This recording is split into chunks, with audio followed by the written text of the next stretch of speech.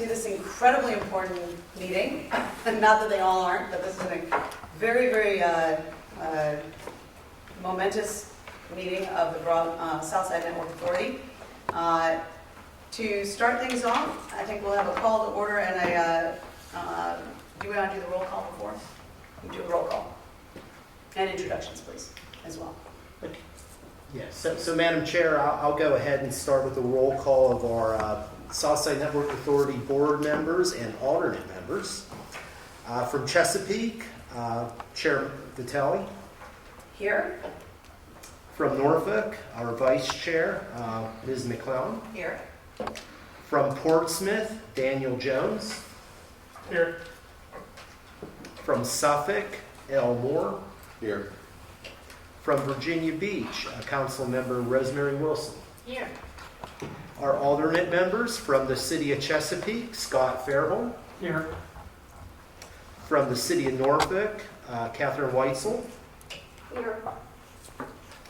From the City of Portsmouth, City Manager Angel Jones. From the City of Suffolk, Regina Chandler. Here. And from Virginia Beach, Peter Walls. Here. Could we, Madam Chair, pause a second? And first I'd like to ask our financial consultants, PFM, to introduce themselves, please. Kevin Roddy from PFM. Mary Frankfurt from PFM. Fantastic. I'll let legal counsel introduce himself. Michael Lockerbie from Gwen Waddell, Carolyn Lockerbie. Mr. DeHaven. Good afternoon, Matthew Haven with CTC Technology and Energy. Of course, I can't forget our Executive Director. Good afternoon, Stephen D. Derby. Fantastic. And why don't we go around the audience, please? Ellen Berggren, Deputy City Attorney for the City of Chesapeake. I'm Andrew Fox, Deputy City Attorney with Norfolk. Trey Burke, Budget Officer with the City of Portsmouth. Mrs. Swaringa, Assistant City Attorney, City of Portsmouth. I'm Mike Garber, partner with PB Mayors. I'll be delivering your audit report in just a couple minutes. Sheila Wilson, CFO for HRPDC, Southside Network, and everything else. I tell Sheila to say, if the flag's hanging in this room, she supports it. Everything. What our team, Rob and Chris and Kelly? Rob Cofield, HRPDC. Thank you, Rob. Chris and A, HRPDC. I'm Kelly Arledge, HRPDC. Madam Chair, back to everything. All right, wonderful. Thank you and welcome everybody. Second order of business is to have approval of the agenda. Do I have a motion to approve the agenda? So moved. Second, please. Second. Thank you very much. And this one we can just say aye, you right? All right, and so all in favor, say aye. Aye. Aye. Any opposed? Thank you very much. We'll proceed with the agenda. Next on the list are public comments. Any public comments, Mr. Crum, that we are aware of that have been sent in, or anybody that would like to make comments now? We have not received any in advance. Is there anybody in the audience who would like to address the board? Seeing none, back to you, Madam. All right, thank you very much. Our next up is our minutes from the meeting from September 10th. And could I get a motion to approve the minutes and a second? So moved. Second, Mr. Jones. Ms. Clem, thank you very much. And all in favor? Aye. Any opposed? All right. All right, next on the agenda is the presentation of the audit results. So we are very excited to have you here. Mike Garber. You want to go ahead and introduce him? Hi, Mike Garber. Everybody. Madam Chair, members of the authority, good afternoon and happy Friday. It is a gorgeous day and I know you have a lot to cover, so I will not be very long. But thank you for just a couple of minutes of your time here this afternoon. So as Mr. Berry said, I am Mike Garber. I'm partner with PB Mayors. I do the audit work for the PDC, HR, TAC, and luckily I got to add you all to my list as well. We did audit the financial statements. It was for a 13-month period since we did have some transactions June a year ago. So we started at the beginning of time when we did our audit. And it ended at June 30 of 2021 this year, so we covered those 13 months. Not a whole lot of transactions, as you're well aware, but I know we're ramping that up. The things that I do want to mention is our audit opinion on your financial statements is unmodified, which is the clean opinion. As you all know, that's the one you're looking for. Our report in the back on compliance and internal control, that report was also clean. So we had no findings or anything that we thought we needed to include there. We did have one minor compliance finding that we reported to management, and they had it fixed within 24 hours. We had not identified our checking accounts, that they were public deposits with the bank. And of course, there's extra security that we have with the state through the Virginia Security for Public Deposits Act that makes sure that those funds are kept safe. So we realized that it had not happened when we set those accounts up. By the next day, they had it fixed, and it wasn't something that we thought needed to be recorded in the report, but I did want to bring it up here just to make sure you were aware. The other document I think that was sent to you all ahead of time is our report to the board. It's not in the financial statements, but a separate document. And it just talks about the audit standards and procedures that we follow, and if we had any difficulties performing the audit. And if you had a chance in your busy lives to look through that, you will note that we didn't have any issues with performing the audit. All inquiries were answered, questions, all documents were provided, and we had no significant items that we thought we needed to bring to your attention. So with that, a very easy first-year audit, maybe one of the easiest I've ever done for a first-year audit. I'm happy to answer any questions, address any comments, or anything that you have for me. Wonderful. Thank you, Mr. Barber. Any questions for the team? Good. Thank you very much. We appreciate it. Yeah, thanks. Yes, sir. Thank you.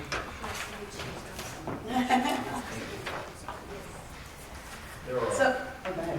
each of you should receive an electronic version of the two reports, but we have hard copies also if you care for that. So Sheila and I remember well the note you made. We went to the bank at the height of COVID, and the person that we set up the account with said, I'm just coming back from COVID. Can we make this fast? And I think we made it. And the whole, That's a great and the whole feeling. bench had COVID. Oh, my goodness. Well, So, but thanks, Mark. thank you for correcting that. All right. With that, then we need a motion to approve the FY21 audit financial statements. Thank you, Ms. Wilson. Seconded by Mr. Moore. Thank you very much. All in favor? Aye. Any opposed? All right. Madam Chair, just to confirm, that was a motion by Ms. Wilson, seconded by Mr. Mr. Moore. Moore. Thank you. Okay, moving on. Great steps, next steps. With that, I'm going to turn it over to our Executive Director. Good afternoon again. So we're really excited about the briefs we're going to show you today. This is really a 4-year project in the making, and we're getting very close now. Just really quickly, we're going to go through the project update where we will present recommendations from the 2 review teams that work through the procurement process. Following up on that, Deputy City Manager Catherine Weiss will provide a brief update on the cost sharing model that we've been working on, and then we propose to go in closed session to talk about some procurement issues. So I'm going to go ahead and start the brief. That's okay with everyone. As I said, it's funny how things work. The culmination of 4 years has been going to be presented concisely in 7 slides. So it's been a great ride. So as you all know, the board decided upon a dual strategic path, one of which the Southside Network Authority would fund the construction, and we would actually outsource operations and dark fiber leasing. The second one was a public-private partnership or turnkey that would be funded and operated by a private entity.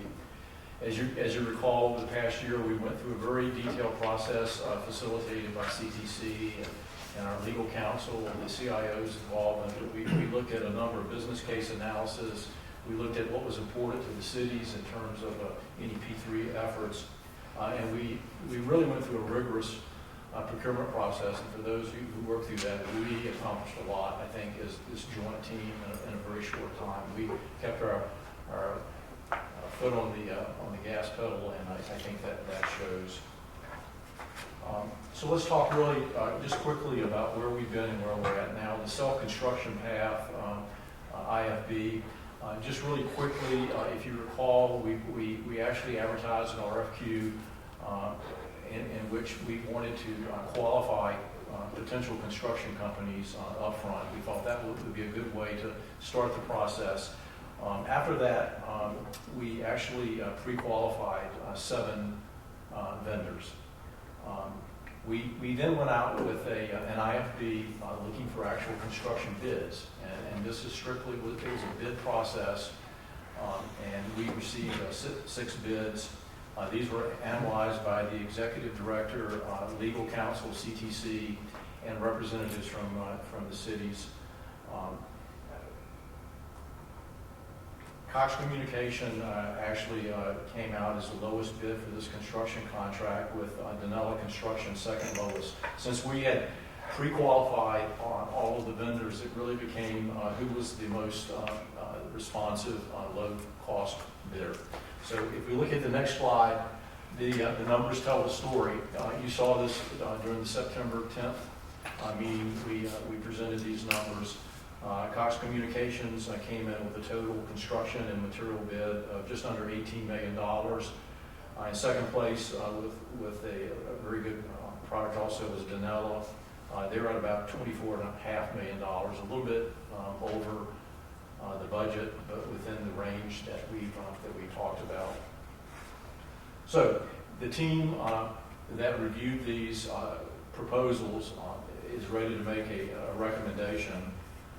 And that is to authorize award of a contract of securing financing, authorize the executive director to negotiate an extension of bids. The reason that's important is all of these bids, which are really good bids, expire at the end of November. As we get into the closed session and we talk about strategy and additional, any funding comments here, we know we're going to need a little bit more time to keep those bids whole. And then what we're proposing is a notice of intent to award that would be issued first to Cox Communications, and a second potential bid would be to Danella Construction as backup. So I'm going to pause and ask if there are any questions about that before we go forward. Do you see any chance for any protests by anyone? I'm sorry. Any protests from the bidders? Any opportunities there? For Danella to This is not one protest? where you should shake your hand ahead. Yeah, I was going to have swimmers here, so. Who's asking, do we see any chance or expectation of protest from others? Well, there's always that possibility. I mean, we've probably, Mike and I fielded multiple questions throughout this process, and so yes, I mean, that's a distinct possibility. This particular one's a little more cut and dried in that we pre-qualified all of the vendors, and again, it was responsive, lowest bid is what the procurement process would draw. Sorry, Al. That's my fault. So what you provided, sort of a number 1, number 2 options. What would be the instance by which we would need to go to number 2? What are the parameters by which we would make that decision? Well, ma'am, there's always a chance when you issue your notice of intent to award, the contractor has 10 days to undertake certain actions, and we have 10 days to undertake certain actions in response to that. If it doesn't happen within those 10 days, you cut it off, and then you move to the next bidder. It was quite clear from the analysis of the executive director and the people that he consulted with. I know various different people from different cities who took a look at this, Mr. Jones and others, that Cox Communications was number 1 and Danella was number 2. It was just clear based upon the bids and all the numbers that they put out there. So I think that, I guess, not to put words in your mouth, Mr. DeBerry, but it was so clear that they're number 1 and 2 that based upon the bid tabs that we just were recommending that you say go with Cox Communications. If for some reason that breaks down, then Danell is the clear number two. Sensitive, there's no sensitive. Any other questions or comments on that part? Yes, Mr. Johnson. So have we had any conversations with those that have bid regarding any price increases, or is this just going to authorize the first initial conversation about the So we will initiate conversation after this meeting today on a decision is made. And there's some follow-on. Okay. So as you recall, I mean, there's more to building and operating a fiber network than just the initial construction. There's the operation of the ring, the marketing of the ring, the financing, the accounting, all the things that would go into play. And so if you remember, the second part of our process was to enter into looking at a public-private partnership route, and that was really to obtain qualifications and conceptual proposals from outside partners, and they actually would design, build, finance, operate, manage, and commercialize some or all of the RCR. We issued a RFP back in May. We gave industry vendors ample time to respond, and we actually received 4 conceptual proposals for our P3 process. We set up a P3 selection committee with 6 members comprised of all cities except for Suffolk, who was on the IFB process. We went through a really rigorous process. We carried out interviews and asked follow-up questions of one potential partner, Global Technical Systems, GTS, who presented the one true P3 proposal to the team. And so after 3 different meetings, a lot of extra work, the committee recommendation to the board is that we continue this relationship, that we enter into the detail phase of negotiations with GTS to maintain, operate, and market the RCR. So we always talked about having a P3 like operation mode that the Southside Network Authority would not grow the overhead to run this type of operation. GTS presented some compelling arguments, and we believe that investment is worth carrying through. So that is the second recommendation to the board. Any questions on that? Okay, again, just a quick summary again. The process of how it would play out, and answers part of Daniel's question, but we're requesting that you would authorize the RCR construction award contract and move forward along the self-construction path, working through funding. You would authorize initiation of a P3 in the detail phase of our PPA process that you approved to work with GTS. They actually, during the interview process, said that if we're in agreement, they would be interested in doing this even if we funded the project ourselves. So we've asked that question, but we will go into detailed negotiation with them. Mr. Ferry, just real quick, they were okay if we funded and built, that they wouldn't be part of the building process, right? That they would be part of the after maintenance, or rather the marketing. Correct. And what that looks like will be determined through the negotiation, whether they can do last mile. I mean, there's a lot of things that could come out of that. And then, as a contingency, if that process does not work with GTS, we would quickly complete a RFP that Ms. McCullen asked for earlier. That was really an operations and marketing strategy RFP to process that part. So that ends this particular part of the presentation. Before we turn it over to DCM Weiss, are there any questions?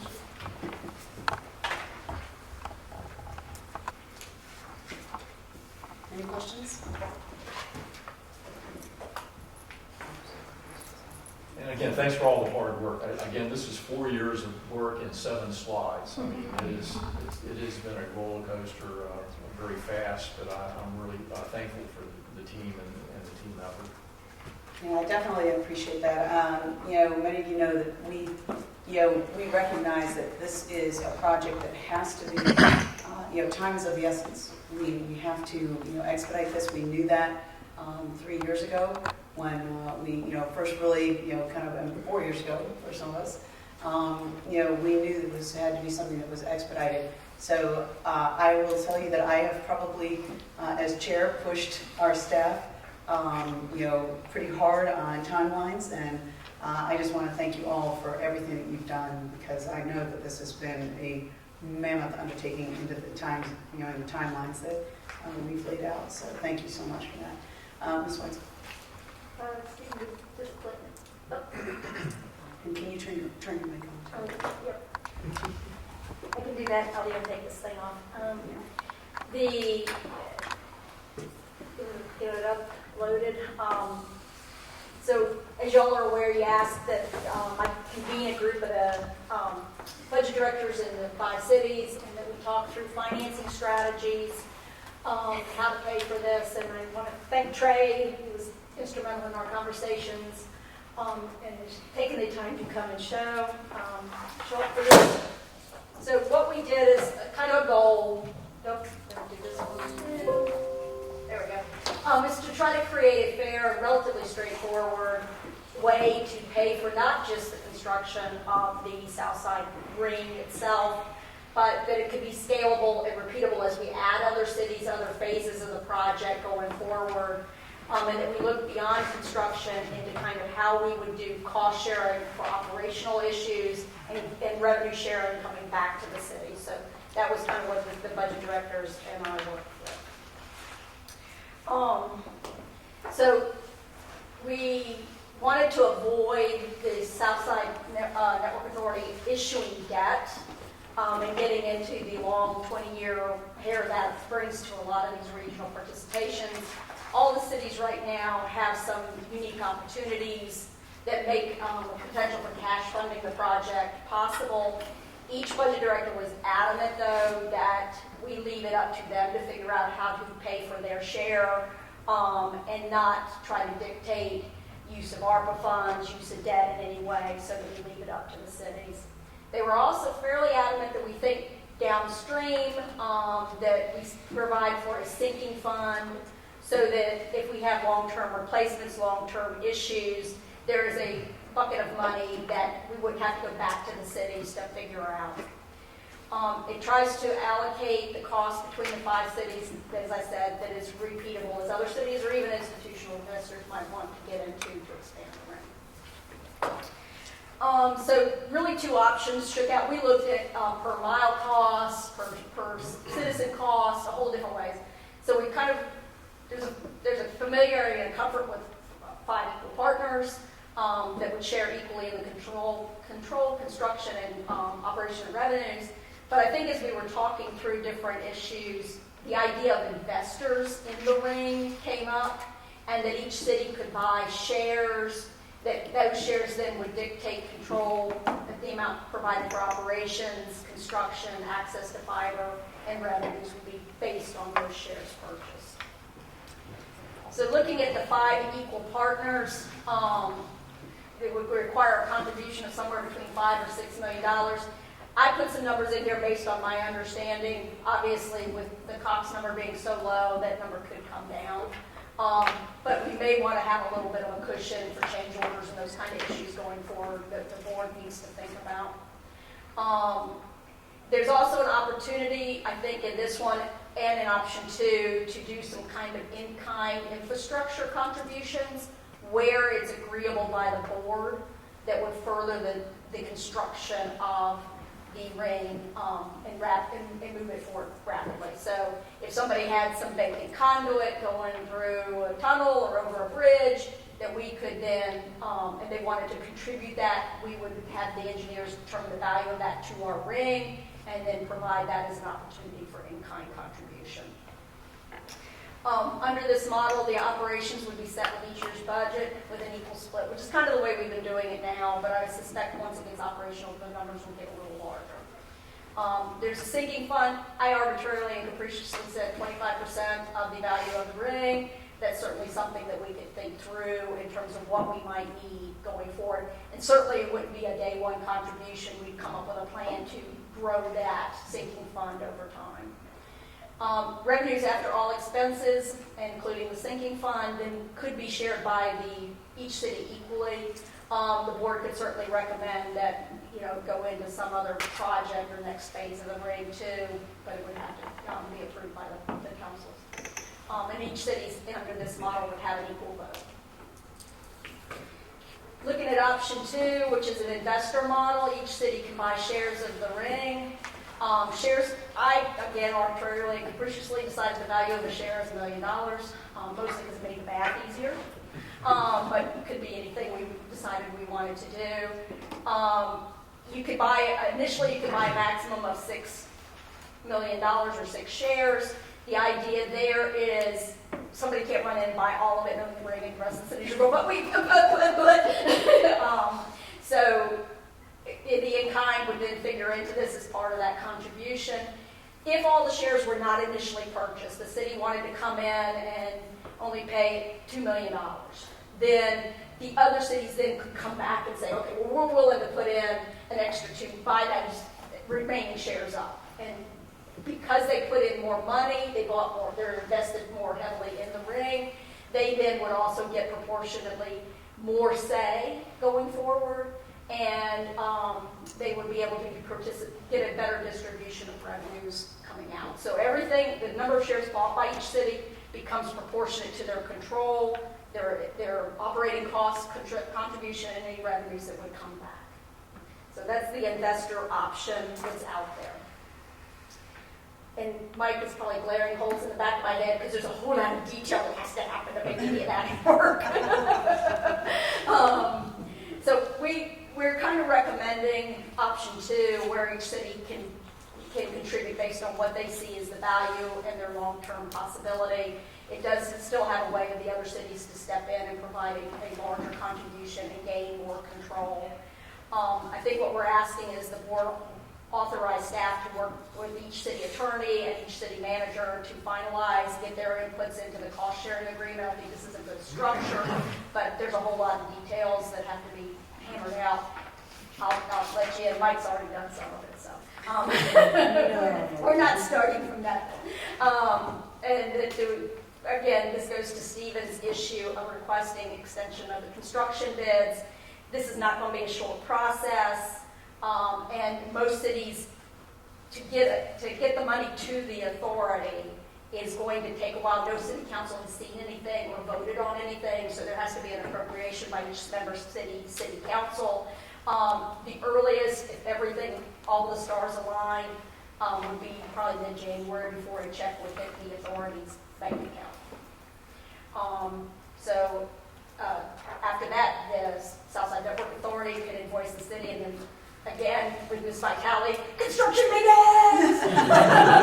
Yes! That's all I have. I love that last part. Love that last part. That's great. Well, thank you so much. Thanks for all the work on that. Well, thank the budget directors. They helped. Absolutely. Any questions for our team? Just a clarification, the city of Suffolk has appropriated $5 million of ARPA funds. That's what I like to hear.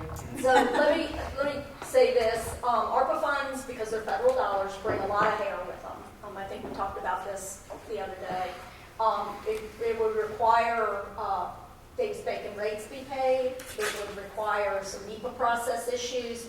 To the extent cities can use ARPA funds for other projects within their borders and provide a different color, I think we'll all be better off. But again, we are leaving that up to each city. Y'all's appropriation is today, it's ready to rock and roll. Norfolk's appropriation is in 2025, although we're looking at reallocation of funding to move that appropriation forward because of the ARPA funding the city's getting. It won't be ARPA money we would provide. And this Vitality, I think Chesapeake also has it in 2025 and would have to take some steps to move it forward. I'm not aware that Virginia Beach has appropriated any money to the ring yet. We have it. Tuesday. Yeah, Tuesday. So I think We have it tonight. We're voting on our uniforms on Tuesday.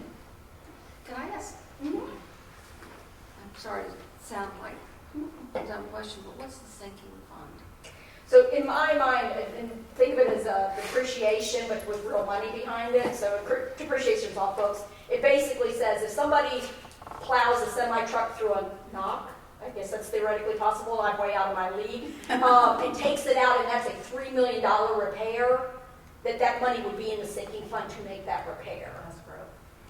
So that's what I would see, so that we don't have to go back to each city and say, oh, now we need another $3 million. That we would have the capacity within our own operations to do that. That's for maintenance and repairs. Big repairs, not the day-to-day, Right. somebody cut the fiber, but a big Yeah. issue, And definitely. what about insurance? Would insurance cover some of that?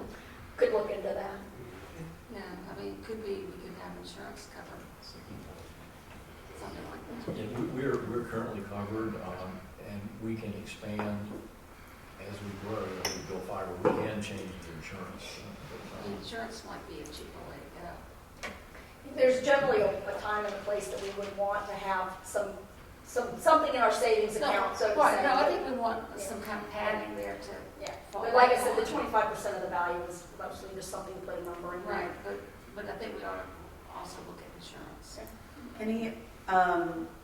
Any other questions, comments on the sinking fund? I do have another question. I know Mr. Moore and Mr. Jones and Ms. McClellan all have comments, but anything relating to the sinking fund? Trey, did you want to say something about Trey? the sinking I was fund? going to say, so the sinking fund can be used for repairs, but it can also be scheduled maintenance. So if you know you got to replace a section of conduit, you got to replace, I don't know the exact things, but something in the manholes, that could also go to the sinking fund. So you could also do a sinking fund and insurance. Yeah. But I was going to say that in the event of an emergency, while we would file an insurance claim, we would need to get the ring back up and operational. And that's where that money sitting there would give us immediate access to make that repair, and then we worry about the accounting on the back end of it. No, I think we need to have some money available, just like I'm out in a condo and we have money set aside. That's right. But, That's a good analogy. yeah, like in a condo building. Yeah. But we also have insurance for things that happen. Definitely. So I have any other questions about the sinking fund before we move to another topic? So my question is, in the share model, if all, everyone says, okay, I'm putting in my 5 shares, whatever and then somebody says, I'm only putting in 2, and none of the cities actually decide they want to cover the rest of those shares. I mean, do we adjust the share amount, or how does that work exactly? I mean, So I would be surprised if that I happened. agree, but we do need to kind of. The board would then be faced with 2 things: change the price of the shares, or we could look at debt financing and the SNA take out something to bridge that gap. Okay. Obviously, I'd probably sell a little bit more share than the actual construction to give us that cushion in terms of going forward. But there's a way to get there if we had to get there. Does that sound fair? All right. Ms. McCall. I want to ask what risks the current status of supply chain and this onslaught of massive projects, how that will affect us, and are we at risk with any of these possible proposals? Yes. So, and as more money comes for infrastructure, broadband, to the rural areas, you're going to see more demand for and access to the supply. Did I mention time is of the essence? Start to begin. Did you want to say something on that? No, I was just gonna, the answer was yes, and yes. Yes, That's yes, why and yes. we've got great bids now. We're not gonna get better bids. So we want to, we'll have to talk through that process. So can I summarize then by saying we've done most of the engineering and the work and the bid process, whereas a lot of other folks are just in the early stages. So we should be in a. Yes, I mean, we're shovel, Matt, chime in, but I believe we're shovel ready. There's some slight design work that would be done, but we're ready to move forward yesterday. Right, we're at the 50 to 60% design phase at this point, so there's still engineering work that has to be done and permitting work, but a lot of that can happen in conjunction with the beginning of construction. So not all permitting takes take the same amount of time to accomplish, obviously.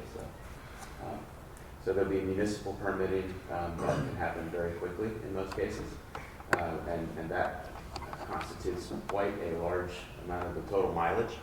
And there's lengthier permit processes, obviously involving water crossings and bridges that would be finalized probably well into construction. And Matt's team did a great job on building materials and stuff. We provided very detailed, so we're very confident in the construction estimates and bids. Mr. Moore? Yes, real quickly back to, of course, we set aside the ARPA money, that's federal money. I understand David's speaking on. But we've taken bids, right? And we're all designed. How would we using ARPA, and how did we bid that as far as funding? Is it going to create a change order issue? Now that we have bids and we're dealing, if we use ARPA money, so I'm clear on the issue. The very short answer is yes, we would need to negotiate a change order pretty much right off the bat for increase in labor costs. Because it was advertised as non-federal funding. Yeah, the Public Procurement Act requires that if you have that in there, it needs to be in the invitation to bid, and at the time that we drafted it, we didn't know that that was exactly where we're going to be right now, so it wasn't included, so that would have to be a change order.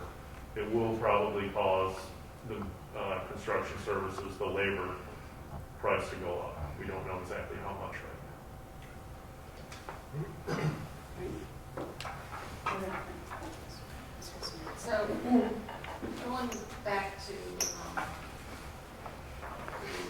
the cost sharing option, this is the first time we've heard you to each state this. First time out, Everybody Yes, No one's okay. saying. So, I mean, when do we need to make a decision? I mean, we have to go back and really So, look at this, and it's, So- especially the one that you're recommending is complicated. yeah, so we worked with Kevin Shackler, the budget director there, so he was involved.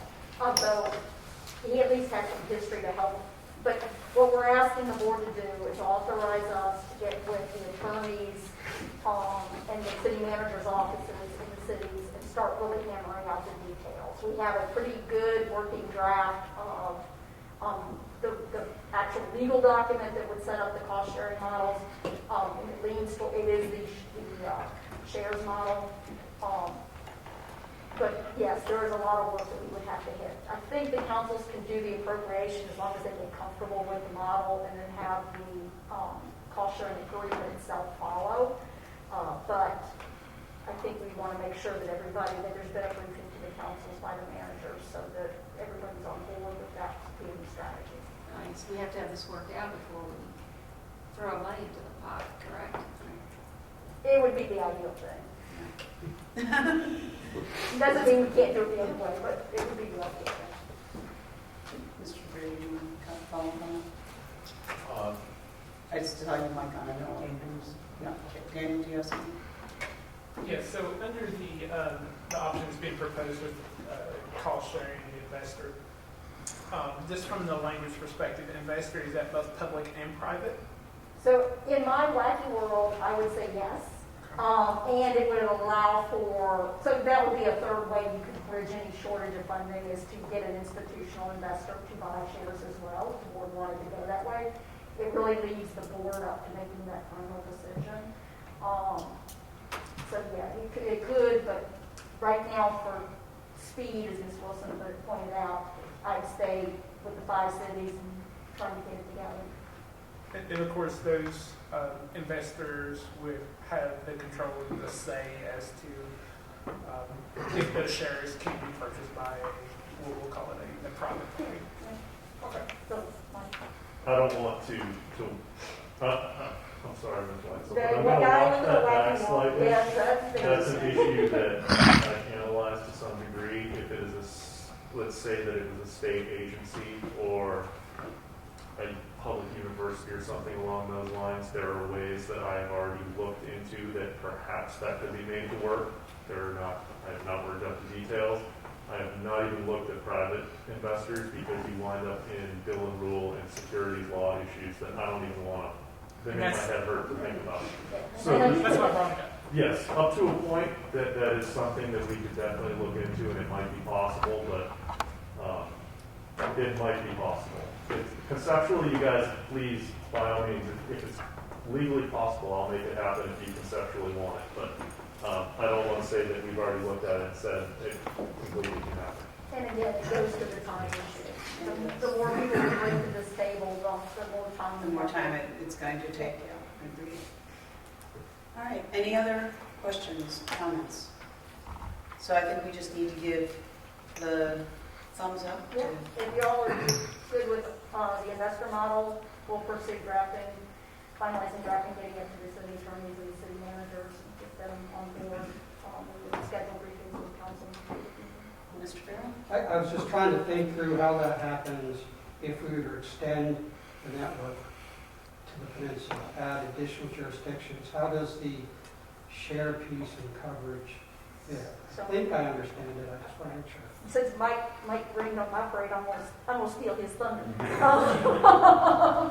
So he's come up with the concept of a project committee. So we would form a project committee for this phase of the Southside network.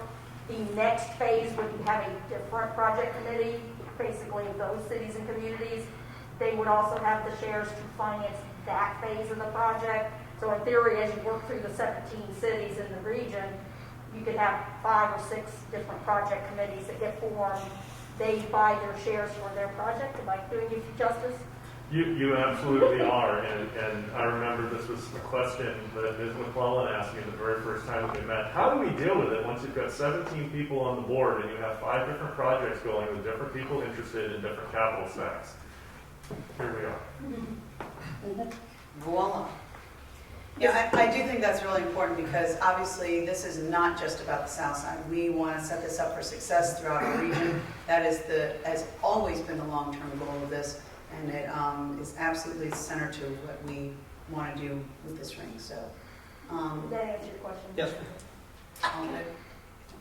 This is probably not something to talk about today, but since you brought it up, I mean, in the future, I will be curious how the governance will look beyond projects, how we govern outside of that, and anyway, just something to, I'm just put that out there so that in a year from now you'll say. That's right. I was going to say, that'll be the next year from now. Yeah. In the meantime, though, we just want to get 5 people to agree, 5 cities to For agree. what it's worth right now, I think this is a really smart model to allow for cities who have different needs to participate, and yet it's a fair way of moving forward. Yeah, I tend to agree with that. I think that, we want to build something that's at least a little, and a cost model is at least a little bit flexible, so that we don't end up having, because obviously the more, restrictive our cost model, the potentially harder it's going to be to make sure that we all can come together and make this happen, because time is of the essence. So I am very much in favor of this cost. Yeah, construction begins.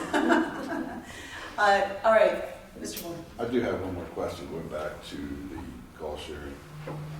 As we move to the other phase, say Newport News, or say if we go towards Franklin or somewhere like that, sort of see Suffolk sitting there on the edge of potentially 3 projects. Yeah. How does that work for Suffolk?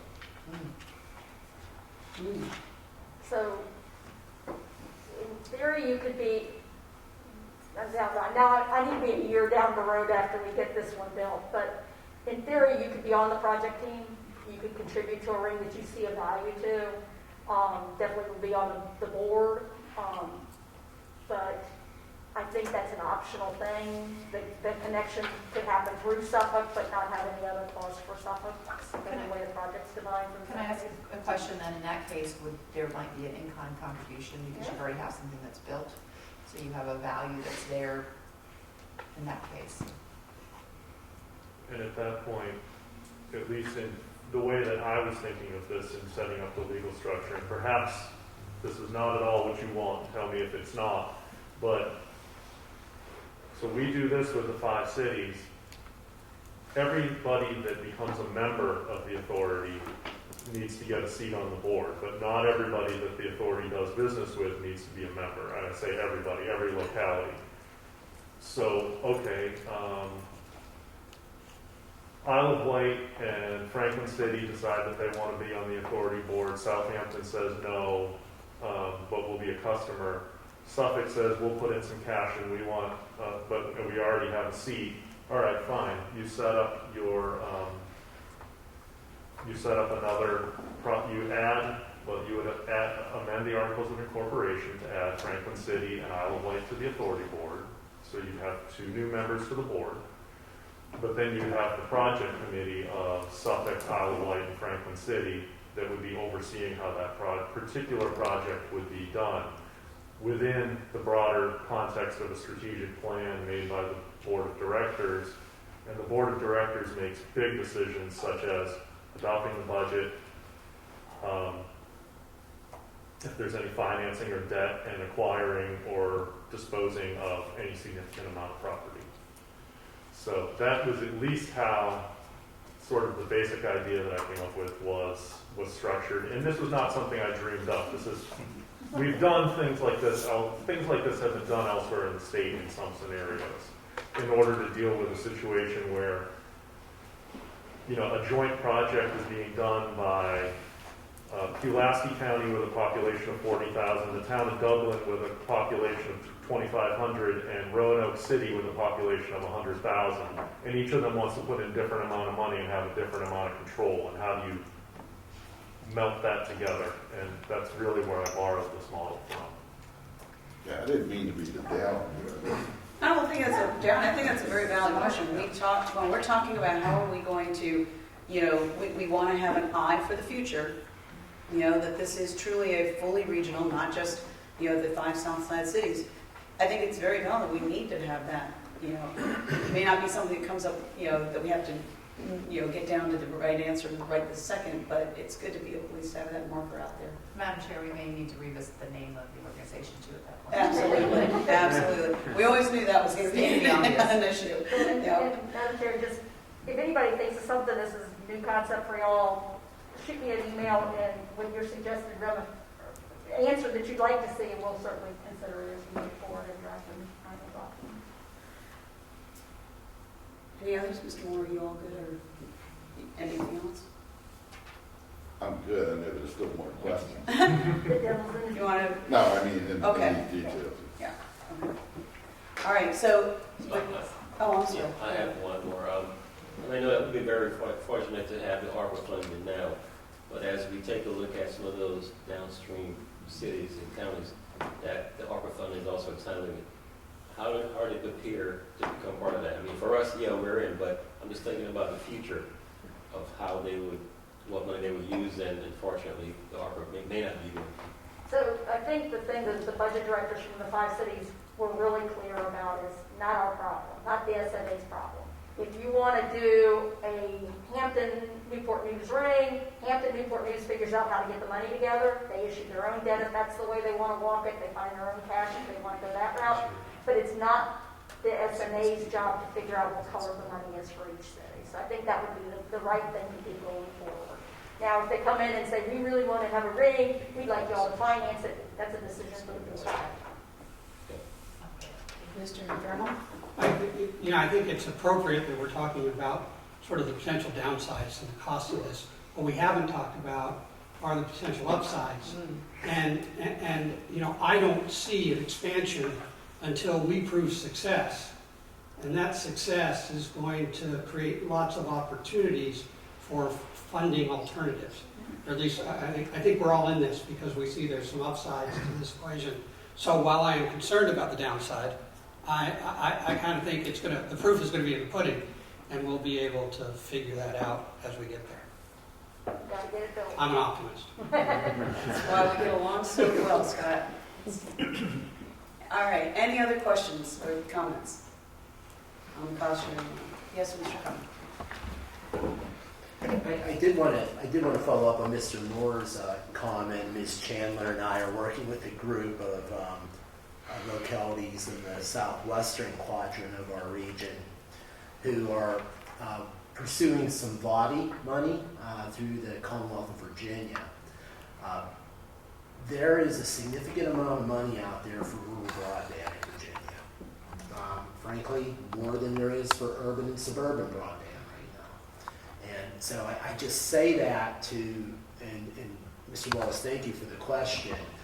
But I think what you're going to see across the region, I think Catherine hit the nail on the head. I think the peninsula localities, we're going to start that conversation. I think that model might look a lot like what you've done for the South Side.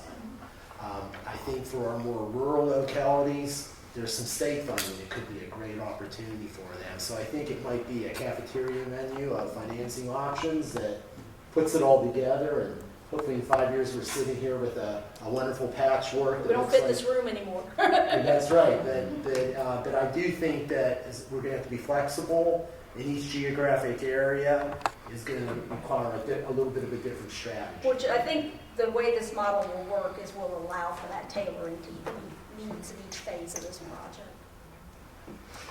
I agree, and I think that's the key, is being able to have that flexibility.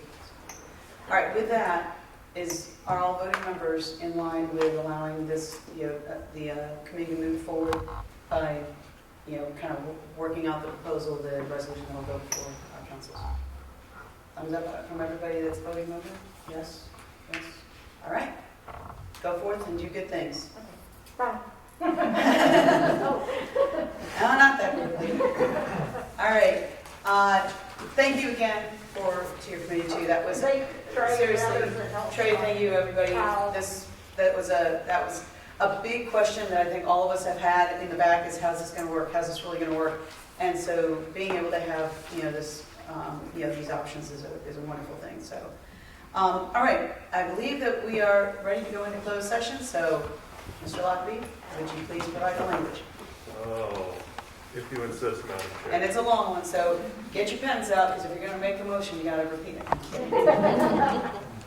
Madam Chair, I would recommend that you would hear a motion to move to convene a closed session pursuant to subsection A28 of section 2.23711 of the Code of Virginia 1950 as amended, for the purpose of discussion or consideration of information subject to the exclusion in subdivision 11 of section 2.2-3705.6 by a responsible public entity, pursuant to subsection A33 of section 2.2-3711, for the purpose of discussion or consideration by a local authority created in accordance with the Virginia Wireless Service Authorities Act, which is sections 15.2-5431.1 and following of the Code of Virginia, of confidential proprietary information and trade secrets subject to the exclusion in subdivision 19 of section 2.2-3705.6. Further, pursuant to subsection A29 of section 2.2-3711, for the purpose of discussion of the award of a public contract involving the expenditure of public funds, and discussion of the terms or scope of such contract, where discussion in open session would adversely affect the bargaining position or negotiating strategy of the public body, and pursuant to subsection A6 of section 2.2-3711, for the purpose of discussion or consideration of the investment of public funds, where competition or bargaining is involved, where, if made public initially, the financial interest of the governmental unit would be adversely affected. The specific subject matter of this closed session would be a confidential briefing regarding resolution of the dual path strategy and financial considerations involved in construction and delivery of the Southside Regional Connectivity Ring. Do I have a motion? So moved. I have one quick question. Oh, okay. All right. For those that will be staying in a closed session, like they're not normally there, do we need to specify those? That's always a preferable course of action. I would assume, sir, if that was part of the motion, that would be at least the consultants and the city attorney representatives. And I forgot your name, sir. Trey. Coming to that. But yes, they would be able to as members of the authority in any event. Thank you so much, Mr. Jones. Appreciate that. And I believe Ms. McClellan, you motion? Yes, so moved. Okay. I'm not repeating it. And seconded by Mr. Jones. All right, at this, we don't need a roll call, but we can do all in favor? Aye. Aye.